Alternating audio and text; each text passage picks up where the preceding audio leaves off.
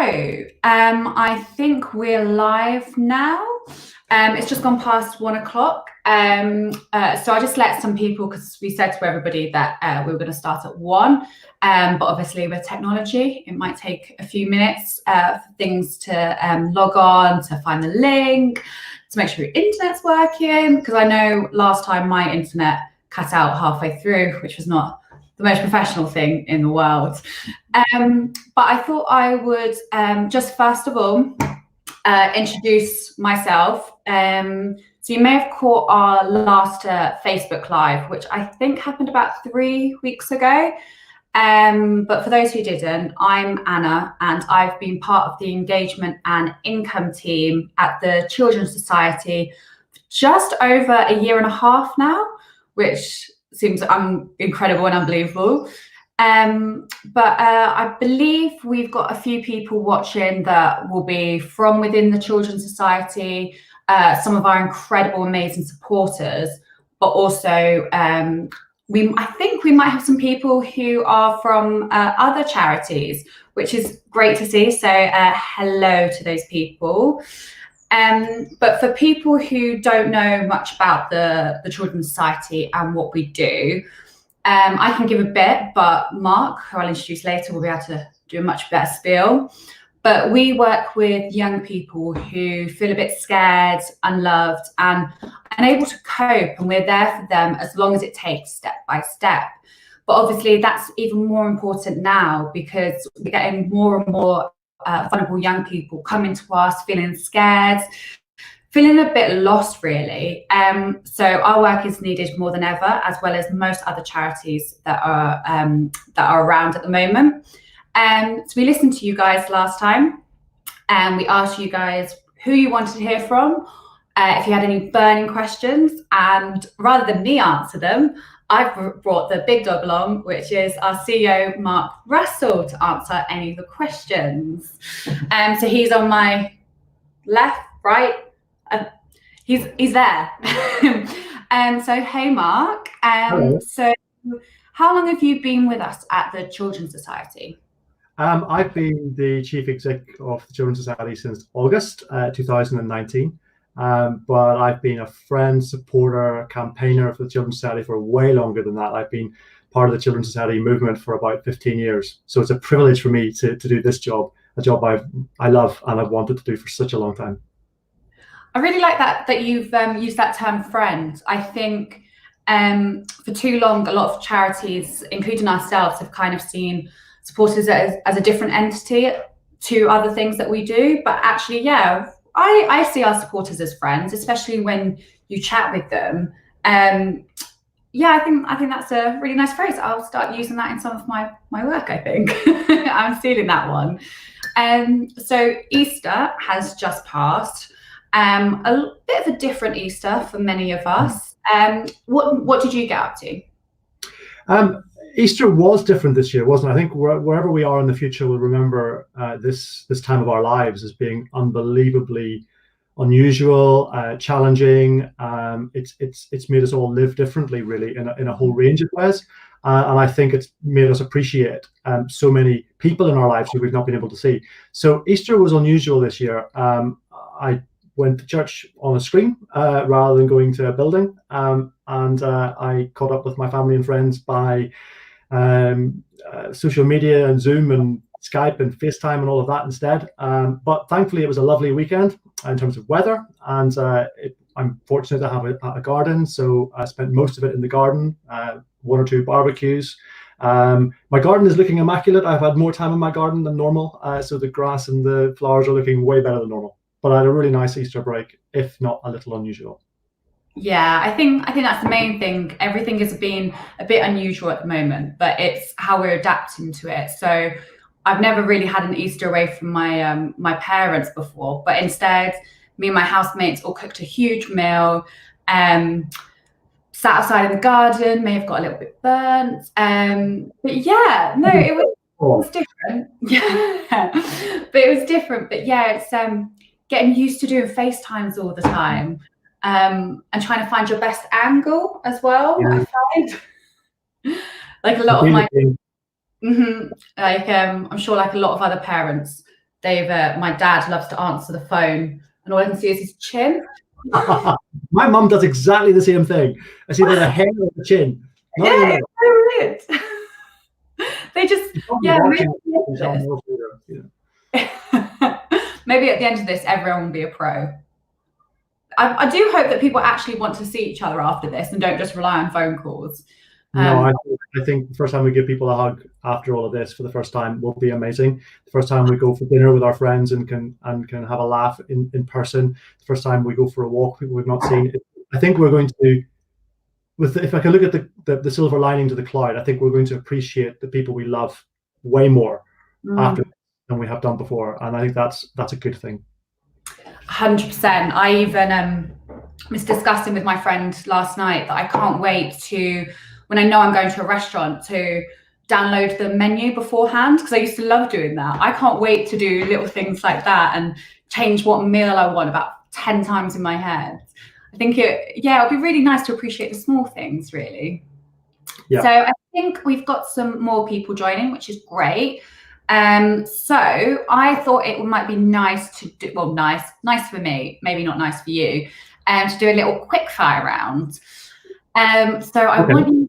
I've got to answer questions quickly and sharply. That's quite hard for me. Okay, but I'll do my best. Yes, I want you to keep it as firm decision as possible, quick as possible. First thing that comes to your head, because it really, maybe we'll learn a little bit more about you, because you do love, great at doing all your speeches, but not under pressure like this.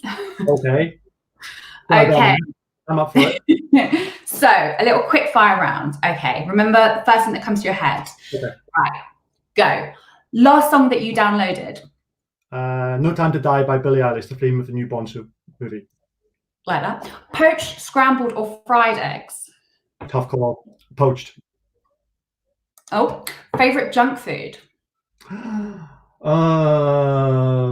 Bacon double cheeseburger from Burger King.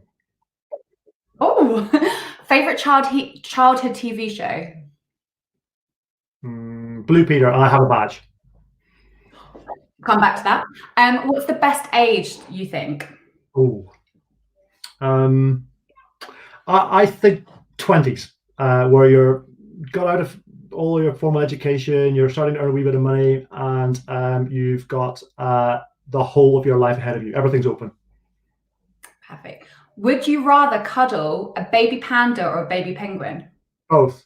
But panda. They're adorable. What's your favorite carb? Bread, pasta, rice, or potatoes? All of the above. I'm an Irishman. A potato, obviously. What animal would you be if you could be one for a day?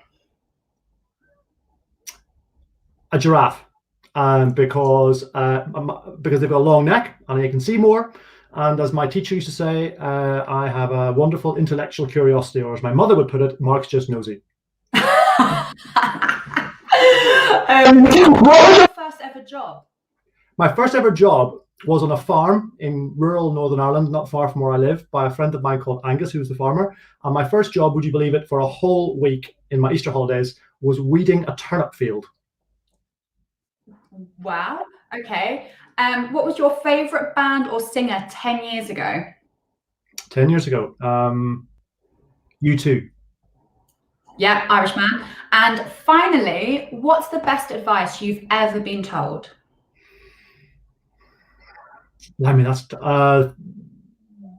my Sunday school teacher when I was in Northern Ireland said, Mark, always be yourself. You're not qualified to be anybody else. I like that one. That's a good one. I've asked a few people this, especially in these unknown times, and I think it's the simple ones that work the best. Yeah, I like that one. I'll remember that. I'm only qualified to be myself. So we need to go back to your Blue Peter badge.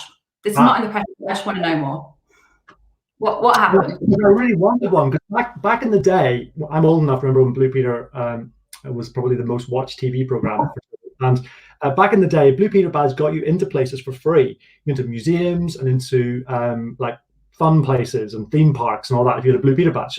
And they normally only gave them to people who won a competition or who'd been on the show.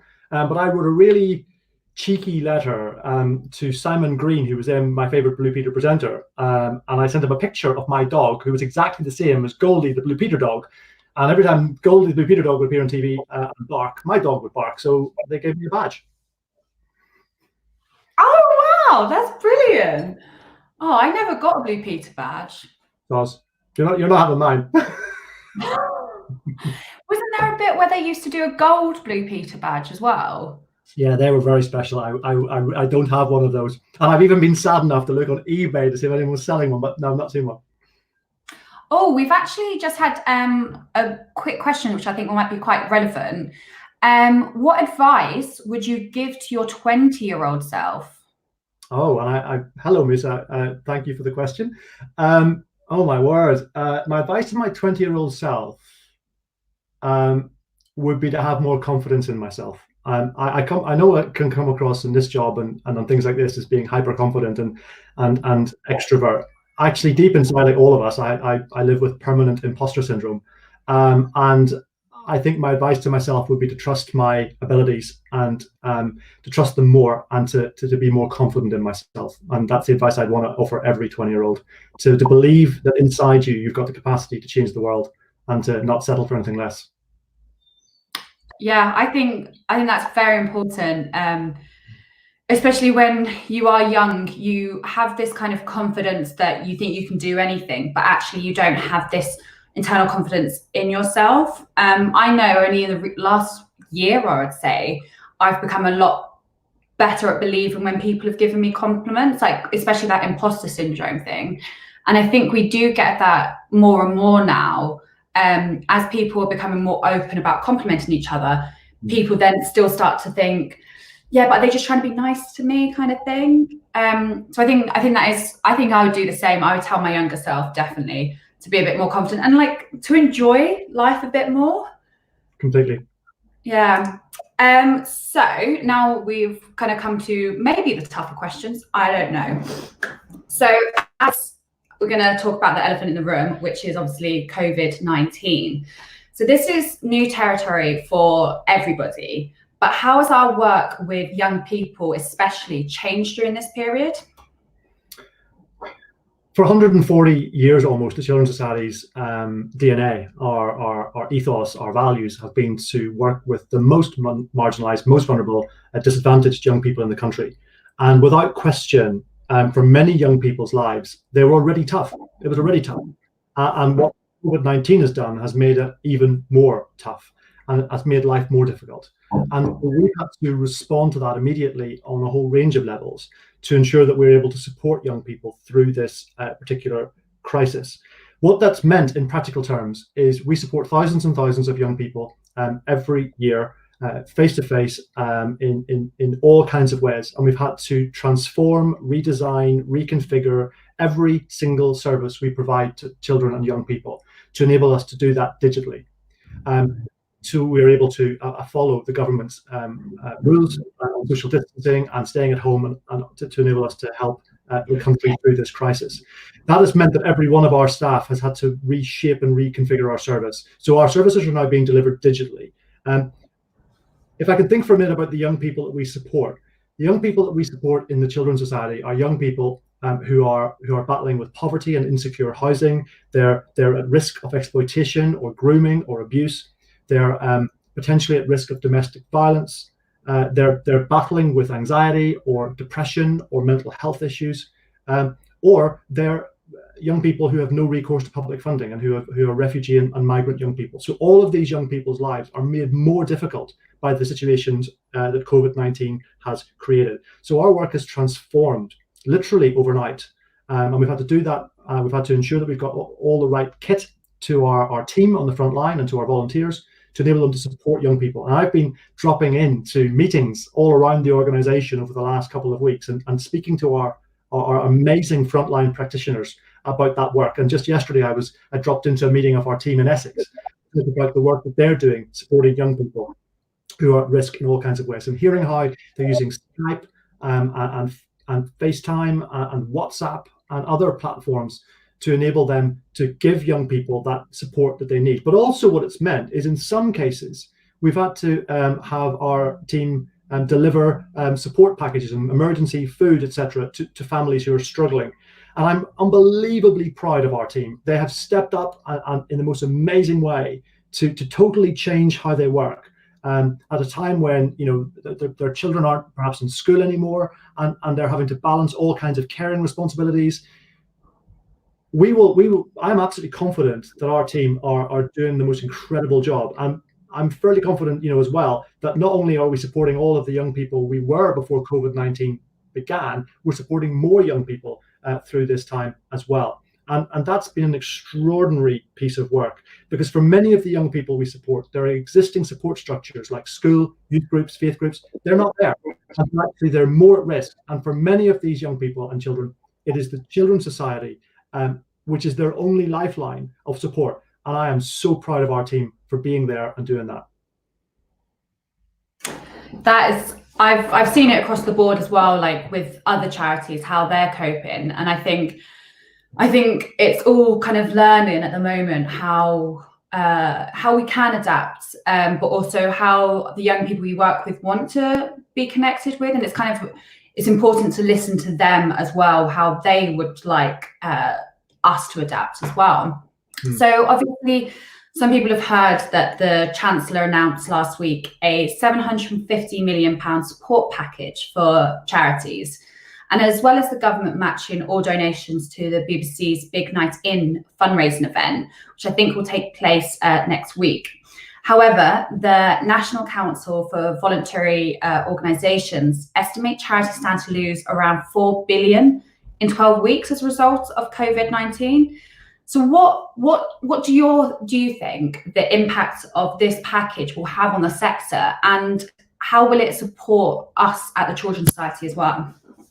That's a really important question. I mean, look, if there's one member of the government who has done phenomenal things in recent weeks to support the economy through this tough time, it's the Chancellor of the Exchequer, Rishi Sunak. And I wrote to him just after he announced his rules on furloughing to say that there was an extraordinary step for the government to take. So I think, the Chancellor has been listening. He's been listening to business. He's been listening to civil society. And I want to thank him for the first step he's made. But I also want to say that the 750 million is a great first step for the third sector, but it isn't enough. As you've rightly said, the sector is likely to lose £4 billion over the course of this epidemic, this term, and that's an extraordinary large amount of money. In our own organisation, we've had to temporarily close our 106 shops across the country, which means that is, in real terms, £1 million of income less coming into the Children's Society every single month, because the shops are closed. And many of the costs of those shops, like rent and fixed costs, remain. And also because we want to reopen them again when this is all over, because that is a really important way for TCS to be on the front line in the community. It's an amazing opportunity for people to learn about our work, and also they raise a lot of money. But also alongside that, a lot of our fundraising events, like the marathon and other, fundraising dinners and things that were meant to happen this term haven't happened, and so we have taken a hit on income. Now, our trustees have very prudently managed our assets over the last number of years, and the Children's Society has reserves which we can draw on. Obviously, once they're used, they're used. So we're being very prudent about that and managing that in the best way possible. So I do want to say to the Chancellor, thank you for the £750 million. When you read the small print and break it down, it runs down to essentially there's a pot of about £180 million for which the Children's Society would be eligible to bid for some of that money. Now, we'll be bidding with a whole range of other organisations who are much closer to the wire in terms of their survival than we are. However, we were very grateful that the Chancellor named children in one of the key people groups that he wanted that money to be used for. But without question, COVID-19 has blown a massive hole in our finances and has blown a massive hole in the finances of every other charity. And certainly as a chief executive of 13 years, I have never known the sector to be in such a crisis as it is now. And there are a number of significant name organisations that are teetering on the edge. And we want to make sure that we're using our voice at the Children's Society to speak up for these organizations and to speak up for the sector and to lobby the government. Now, the government have announced the rules on furloughing, and we've been able to furlough some of our team. However, if we furlough more, those team members will not be able to support young people and children who are in need. And this is not a time to mothball our organizations, it's a time to mobilize them and to let them loose to do more. So I've written just this week to the Chancellor to say, please, could you change the rules on furloughing so that those of us who are in the third sector could furlough our team, but they could continue to volunteer for our organization and help us serve vulnerable young people and vulnerable children. And so there's a lot going on right now. It's a very fluid situation, and we certainly want to make sure that we have been wise with the resources we have that allow us to continue to support children and young people in the future. Perfect. Well said. So anybody who... One other thing. The one other thing I'd want to say is I want to say, a huge thank you to Carl Wilding and Vicky Browning, the chief execs of NCVO and Akivo, the Association of Chief Execs of Voluntary Organisations, who have played an incredible role leading our sector through these very, very turbulent times. And the Children's Society will stand with them and do all we can to support them in helping our sector come out the other end. Because when we come out the other end, and we will come out the other end of COVID-19, we will come out. When we come out the other end, we are going to need a vibrant, passionate, committed, energetic third sector to help build our community back again. And I want to make sure that the Children's Society is front and center of that when we come out the other end. And I think with you as our CEO, I think that will be very, very likely. But we before this all got announced, we at the Children's Society, we launched an emergency appeal. What do you think? Why did we launch an emergency appeal, and how can we ensure that it's that we're still there for vulnerable young people using these funds? Like, what would you say to a person who's heard that this new package has kind of become available? Why do they still need to donate, if they can, to the emergency appeal? Well, firstly, that's a really good question. And the first thing I want to say is our emergency appeal is really important because it will help us raise the funds we need to plug the hole that COVID-19 has blown in the middle of our budget. That will enable us to ensure that our teams can continue to be there for the most vulnerable young people in the country through this crisis.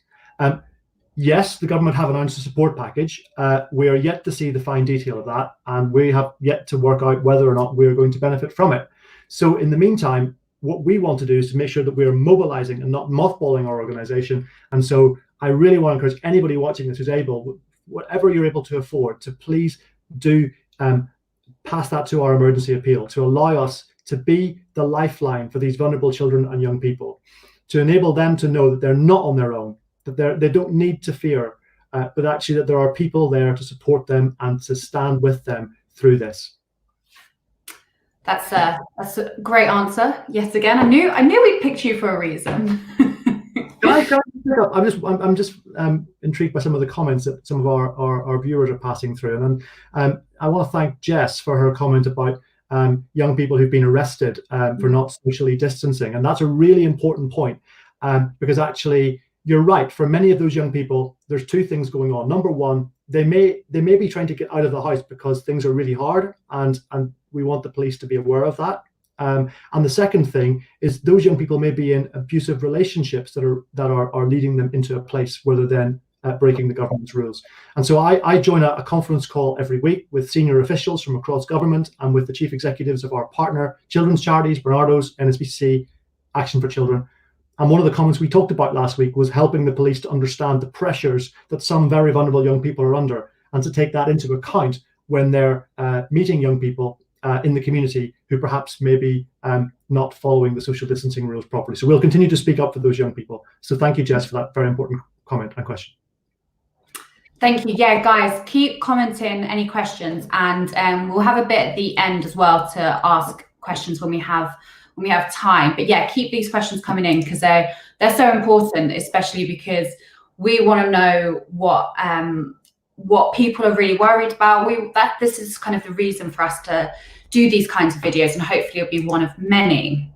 So on our website, if you go onto the Children's Society website, we have a range of resources and tips, especially for young people, from everything from self-care to building up mental resilience, which is now, like you said, more important than ever. Mark, is there any particular resources that you've used in the past or any tips that you can give? Thank you for highlighting that part of our website. It's really important, and our team, I think the amazing Kaya in particular, has done a phenomenal amount of work to get that section up on our website. There's a whole plethora of pages of advice there. I've tweeted about it around young people who may be battling with anxiety or depression or loneliness or OCD, or there's a whole set of stuff around well-being and fitness and mental well-being and physical well-being. I think, I mean, I've found them really helpful for me, and I'm certainly not a young person, although I was a young person once. Actually, the importance of routine in this new world is really important.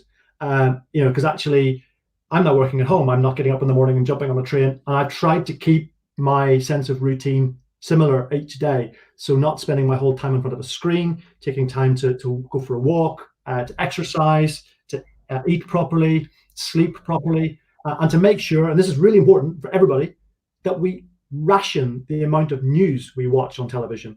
Because actually, I think continually watching the news at this time is not good for your mental health.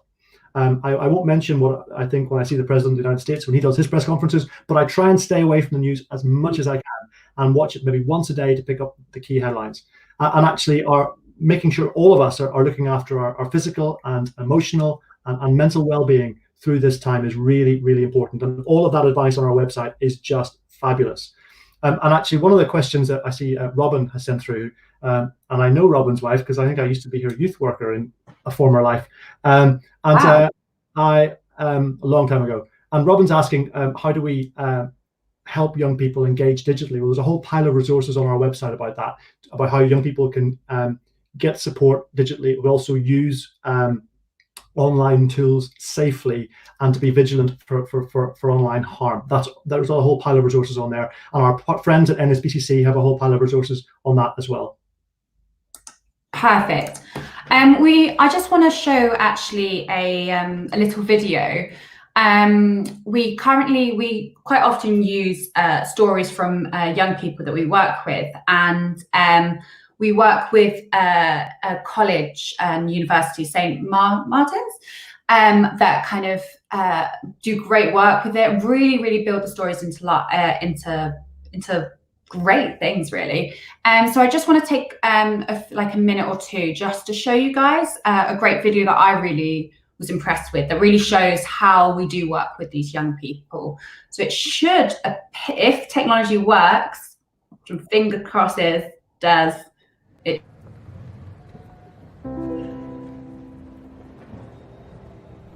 I first came in contact with Children's Society when I was about 12, 13 years old, about 6 years ago. I can see how far things have come since I first joined the Children's Society. The Children's Society provides a voice for the young people. We're able to change things for ourselves rather than the adults trying to change things they don't know about.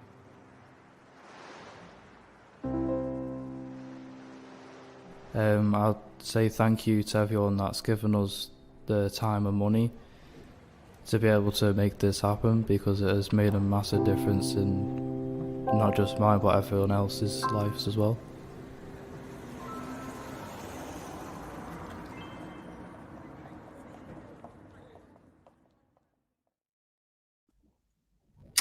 So I love these videos that really, I mean, so often, especially in my role, we're trying to explain to somebody who they may not be aware of some of the issues that young people have to deal with. And sometimes I just show them a video like this because I think it's so powerful in just 60 seconds, really.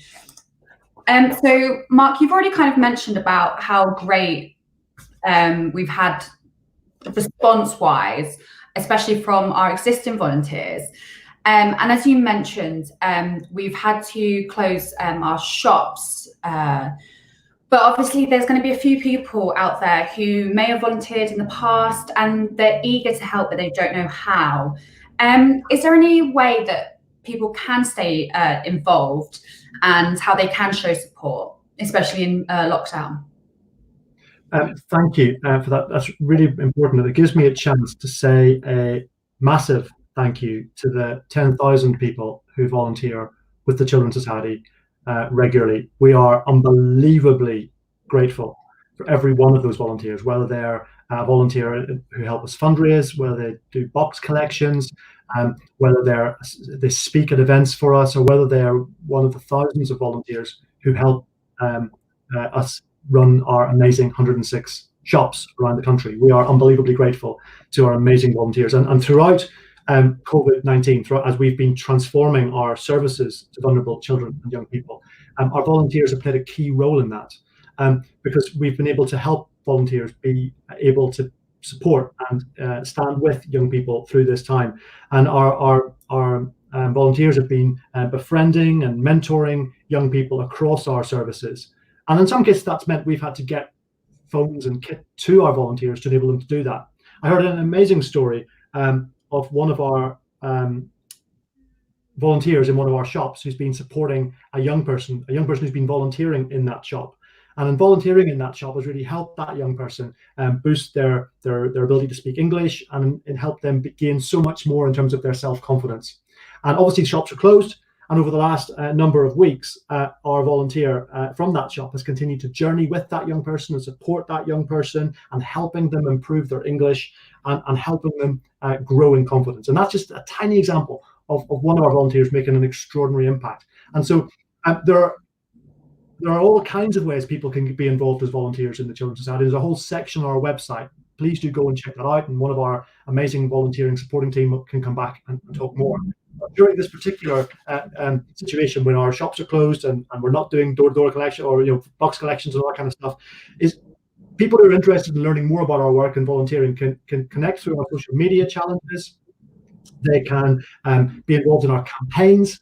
We're involved in a campaign at the moment to try and encourage government to change the rules on no recourse to public funding. So many people in this country who have got leave to remain or are going through the asylum process don't have any recourse to public funding. And we're asking the government for this season, this COVID-19 season, to lift that condition, to allow these very vulnerable people to be able to access the support that they need, so they don't go hungry and that they're safe through this process as we go through this COVID-19 pandemic. And so you can go on our website, you can put in your details, and it will send a letter to your member of parliament asking them to speak up and speak out that these vulnerable children can, for this season in particular, and then we'll work afterwards to try and make sure they continue to get it, but for this season, get the support that they need.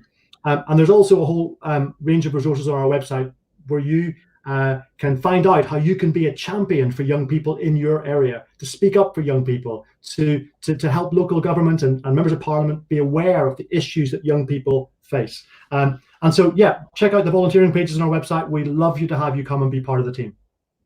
We'll put a link in the group just to highlight any important things that we have asked. Yes, so please do have a look, because we can't wait to hear from you. A greeting has appeared on my screen from my good friend Peter Wanless, who's the Chief Executive of NSPCC. And he's thanking the Children's Society for what we do. And it gives me a chance to say again how much we love NSPCC and love what they do. They're an incredible organisation. Peter's a brilliant leader, and their team do extraordinary work supporting young people, particularly young people at risk of abuse. And so, Peter, to you and to your amazing team, lots of love from all of us at the Children's Society. I think it's really heartwarming how much, like we kind of said at the beginning, that there's kind of try to think of the silver linings and everything. And I've been really touched by how much charities have come together a lot. I know I've got a few friends that haven't got an experience with charity, and they kind of see charities as separate entities. But actually, situations like this really show to the public that charities want to come together. They don't necessarily, charities don't want to have to exist. I think that's the most important thing. We wish we didn't have to exist, but it's how we work together to benefit for the greater good, really. So I think thank you, Peter, for commenting. That's it is, I think it's very, very heartwarming, and I think it really shows young people that we do speak on behalf of them and we are listening to them.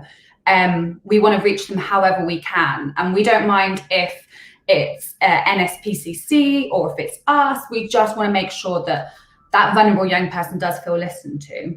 Completely. So you mentioned earlier actually about trying to limit social media intake, because I know I've got various social media accounts and I know that I've often spend too much on it, and I can see sometimes when it negatively affects my mood.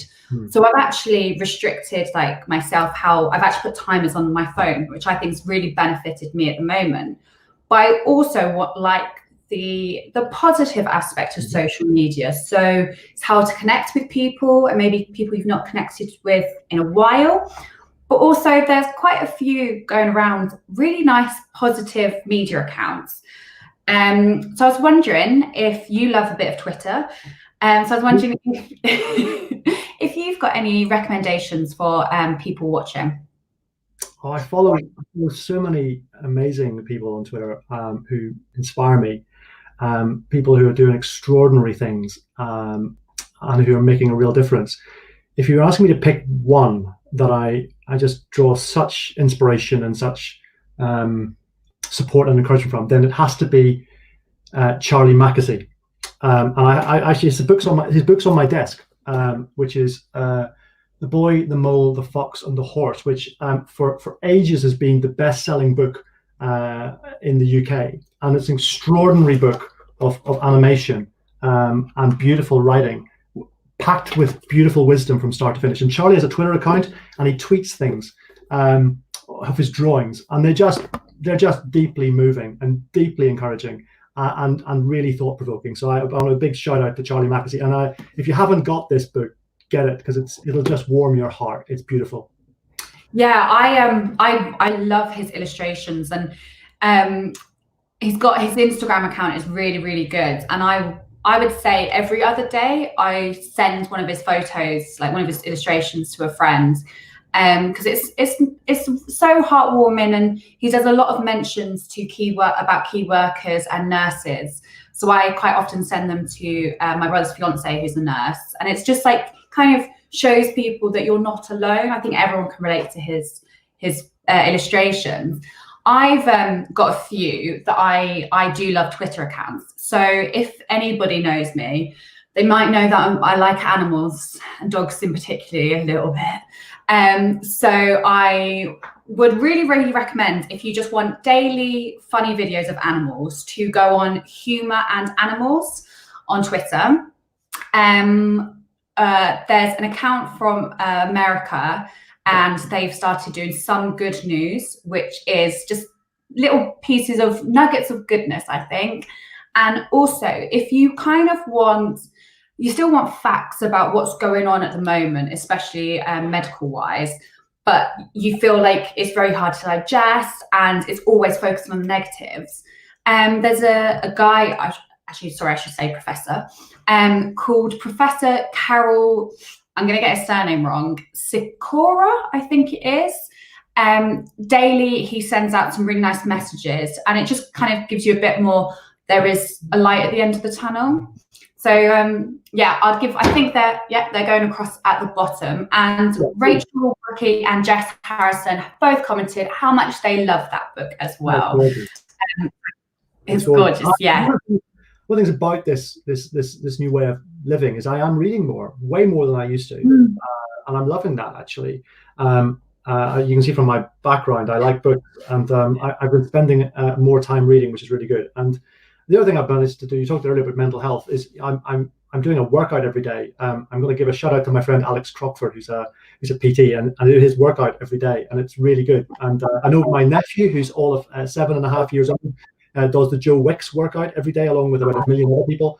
And it's just working your mind and working your body to stay fit mentally and physically through this season, I think is really important. Definitely. And I think it's also important to be kind to yourself and treat yourself to treats every so often. So for those who follow Mark on Twitter, I think at the beginning of all of this, he posted an amazing photo of some delicious Irish soda bread. Yeah. Please, oh my God, we've got a picture. Okay, there we are. yeah, we do have a photo. Can you tell people, one, who may have never experienced how amazing Irish soda bread is? I'm half Irish and I love it. It's in my veins. So please, can you just tell everyone how great Irish soda bread is, please? Well, I posted that picture on Twitter, and one of my former colleagues at the Children's Society, a wonderful guy called Peter Grigg, told me it looked like a bunny rabbit. I wasn't quite sure whether to be flattered or offended.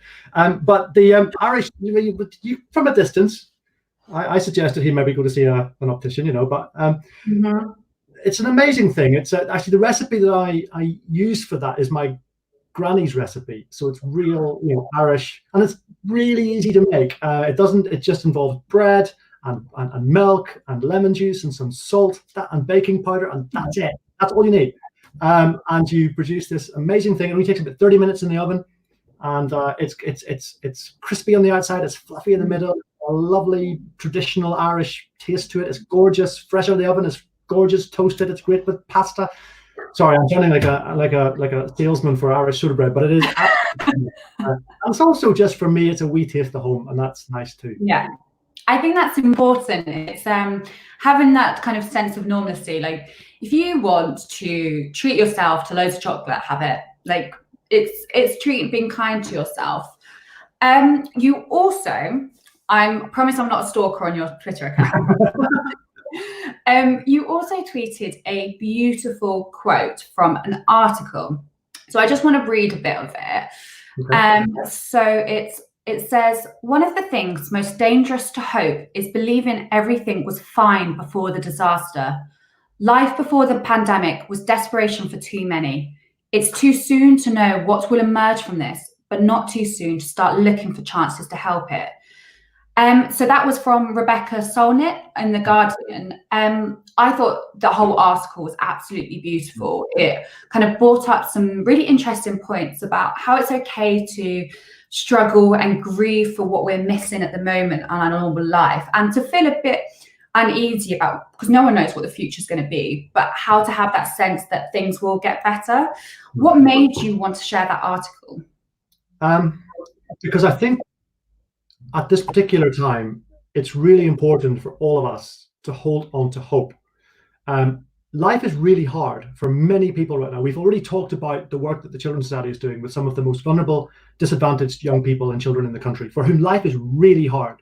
And so many children are frightened right now. And just before lockdown, and I was in my local supermarket. I live in North Hampshire. I was in my local supermarket, and there was a bunch of about 12 children in front of me in school uniform who were buying some stuff, chocolate and things, on their walk to school. And it was the last day. It was the last day of school before the big break that we're now in.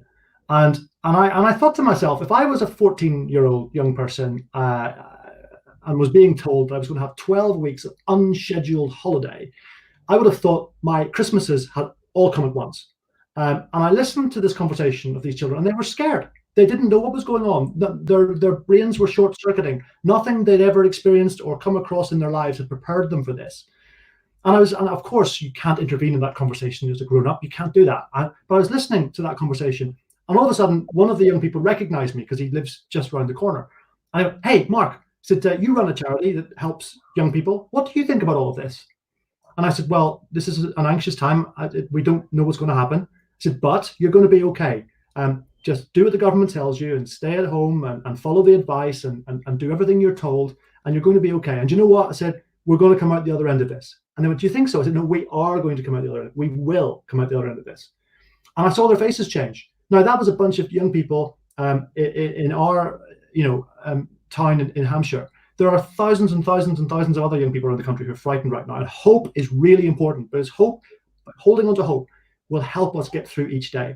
And Rebecca Solnit, in another article published some time ago, said that optimists and pessimists have one thing in common. They both believe they don't have to do anything at all. The optimist doesn't do anything because everything's going to get better. And the pessimist doesn't do anything because everything's going to get worse. Solnit argues that the world is changed by hope-filled people. And this article I tweeted about the other day nails that really hard and says, it isn't good enough just to hope that we go back to the way things were. For the way things were was hard. And actually what we've learned through this crisis is we've learned who our essential staff are. The essential staff in this country over these last few weeks have been nurses and doctors. They've been ancillary staff in medical centres. They've been delivery drivers and couriers. They've been pizza drivers and takeaway drivers. They've been postmen and women. They've been people who in any other part of our history have not been seen as the most important people in our country. And when we come out the end of this, we need to remember that these people who have been looked down on and have not been treated properly and who've not been paid properly, that we value the phenomenal work that they do. I could add into that supermarket workers as well, who are heroes in all of this. So I hope we come out the other end and we're not the same as we were before, that we'll be a fairer society, a more just society, a more decent society that actually looks out for each other. One of the things I did when this whole thing started was which is something I'd never done before, and I'm kind of embarrassed it took this crisis to make me do it, is I printed something out from my computer saying, hi, I live just down the road. If you find yourself stuck at any point in this crisis, you need somebody to go to the supermarket for you, or to get delivery from the doctor or a pharmacy, or post a letter, whatever it is. If I can help in any way, here's my number. And I posted it through every door on my street. And I was blown away by the text messages I got back. Gobsmacked. So we've actually had this little conversation in our whole street now. We're going to have a street party at the end of all of this, and we're going to celebrate as a street that this is over. And I hope at the other end, and Solnit's article talks about this, that each of us make decisions about changing tomorrow because of what we've experienced in this today. And one of the things I hope we do is value community and value each other more. What COVID-19 has taught us is that we belong to each other. Margaret Thatcher was fundamentally wrong. There is such a thing as society, and COVID-19 has helped us rediscover that. And I am really excited to see how that develops on the other side. But we must work hard to ensure that there are nobody's left behind on the other side, whatever their income, whatever their background, that we build a better Britain on the other side. And I'm absolutely committed that the Children's Society and our friends in other charities will play our part in making that happen. And Nikki wants to come to our street party. If that's the same Nikki who asked me earlier what West Wing character I want to be, Nikki, you can absolutely come to our street party, because that's Nikki, who's an archdeacon in the Diocese of Worcester, who's also running the marathon for the Children's Society now in the autumn. She's an absolute superstar and has raised thousands and thousands of pounds for our work, and we love her very much. And the answer to the question, asking me to pick my favorite West Wing character is like asking me to pick my favorite chocolate. It's like really hard. Push me. I'd have to say it's Sam Seaborn, who's the deputy communications director in the White House, because Sam has an innocent hope that the world can be better, and he's determined to play his part in making it happen. And I'd like to think that there's a naive hope in me that we can make the world better and fairer and more just. And also, Sam has the best turn of phrase in American politics. He can craft a sentence to move a heart, and I'd like to be able to do that better. Well, I was just going to say that I almost teared up during you talking about hope for the future. Maybe it's because I've had too much coffee. I don't know, but teared up a little bit. So, I mean, you're not too bad at yourself at We'll get through this. We will get through this, and we will get through it as a society, and we'll get through it together. The Queen was right. We will meet again. We will. So we've got a few questions. We asked some people to comment before, and there are so many questions. I'm going to try and get through some as I can. So Robin Peake on Twitter, what has surprised you about how your team and supporters have responded to the crisis? Do you know, I'm not sure anything surprised me. And I'll tell you why I say that. Because our team across the Children's Society have responded with courage and with energy. They've been innovative, they've been creative, they've been hardworking, and they have been absolutely amazing. And I'm not surprised by that. Not at all. Because I have a most amazing team of people. I'm surrounded by talented, gifted, bright. There's one sitting on the opposite side of the screen to me, a predominantly young team who have given their heart and life and soul to the mission of this organization. So I'm not surprised by that. I'm also not surprised that our supporters have come up and given generously to our appeal. They've supported us. People who've not been able to support us because their life is hard right now have written to tell us, look, I can't right now, will when I can. So that doesn't surprise me either, because the Children's Society has the most incredible supporter base.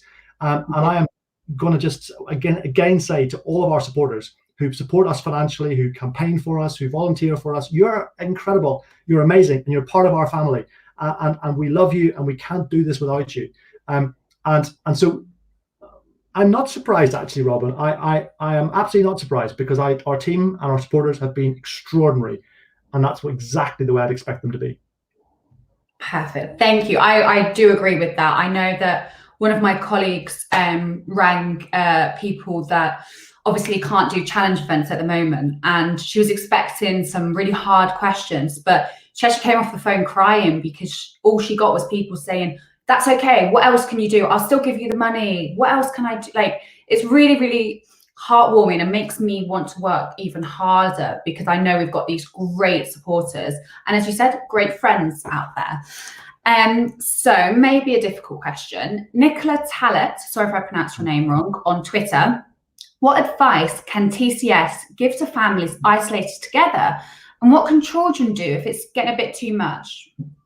Well, if this is the Nicola I think it is, then she does an amazing job with her work at Oxfam, and I want to be a big shout out to them for the incredible work that they do, supporting people with this awful condition all the way around the world. That's a really important question, and for a lot of families who are being thrown together for very long periods of time, who ordinarily would not be together, this is a very stressful time, particularly if you're living in a city in quite confined space and you maybe haven't got outside space.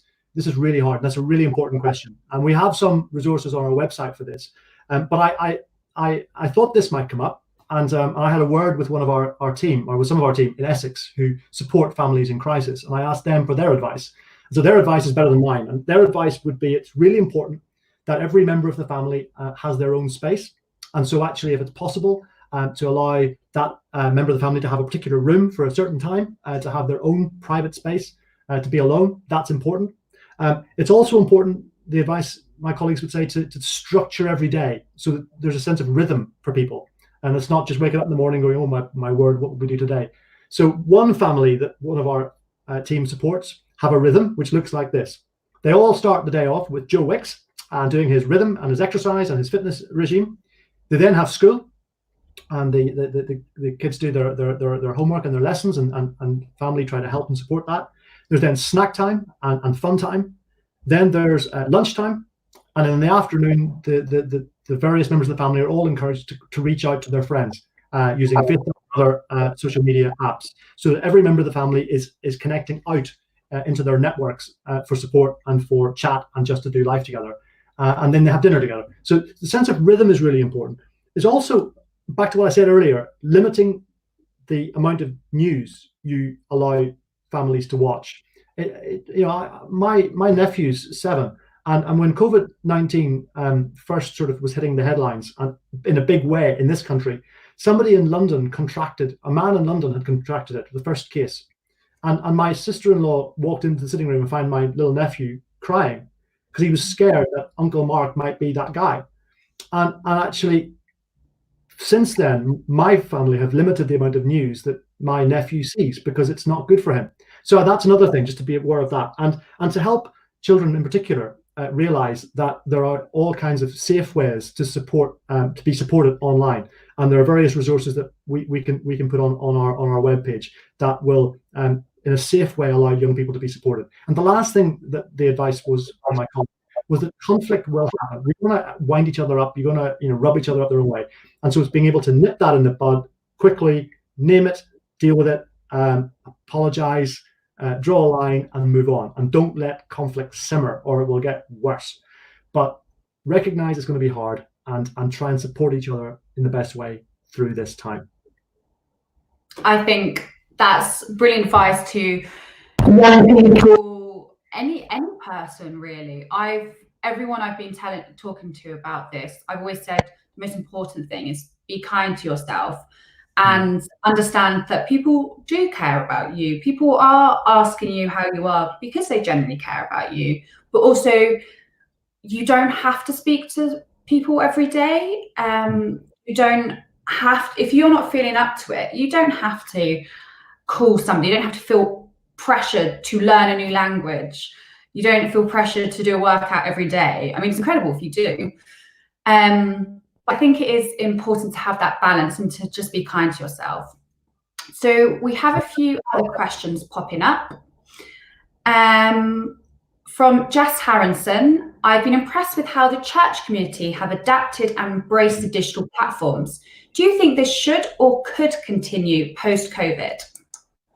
Yes, is simple answer to that question. I think there are, look, this is none of us wanted this to happen, and none of us have chosen to work in this new way or behave in this new way.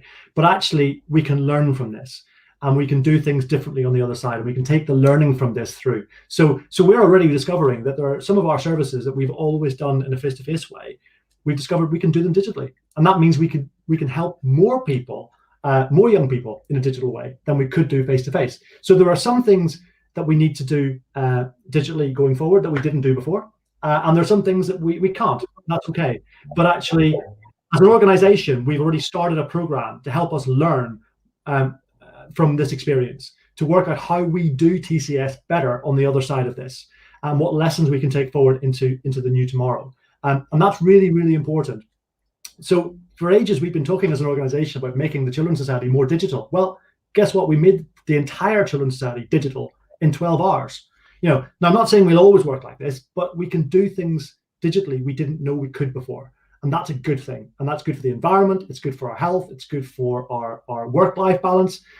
So we'll be taking that learning and working out how we can do better going forward to support children and young people. Perfect. I think that is important. I've seen a lot of things, a lot of discussions happening about how we're becoming more adaptable, and we can't let everything go back to normal. So, especially for people who with childcare issues, even when the children go to school, being a bit more adaptable to them, etc. So I think that's positivity, which I love. I won't embarrass my colleague by saying who it was, but one of my amazing colleagues tweeted the other day that she's been watching her youngest child learn to walk because she's working at home. And actually, had we been living in our ordinary existence, I'm pretty certain she would have spent most of her day in the office. And whoever was providing the childcare for that little one would have seen that joyful experience. And so I think we as an organization need to help make sure that we've learned the lessons from this and help our team work more flexibly going forward. And we will absolutely do our best to make that happen. Perfect. I saw that tweet as well, and it really did make me think, oh, actually, we're appreciating more the little things. Like, it sounds so soppy, but I was doing some yoga in my conservatory. I've realised how middle class that sounds. But I noticed the leaves on the tree in my garden changed colour, literally overnight, from leaves to blossoms back to leaves. I was like, I would never have noticed that before. Yeah. I've really noticed how just in being able to not be pressured by time, just think, oh, I've got to have dinner by this time. I can actually just enjoy my day a little bit more and less restricted. But thank you for everybody's amazing questions. We're not going to be able to get through them all because we're just coming up to time. But we will hopefully do this again. So please keep sending in your messages. I'd like to say a massive, huge thank you to Mark. I know you're a pretty busy guy right now. So thank you so much for being you should do Norton's job. You're fabulous. I was a little bit nervous before this. But thank you so much, guys. Thank you to everybody out there who's watched. We will be posting this again. So if you did miss anything, you're more than welcome to watch it again. And I hope to see you guys soon. So from me and Mark, thank you and have a lovely day. Thank you. Bye. Bye, guys.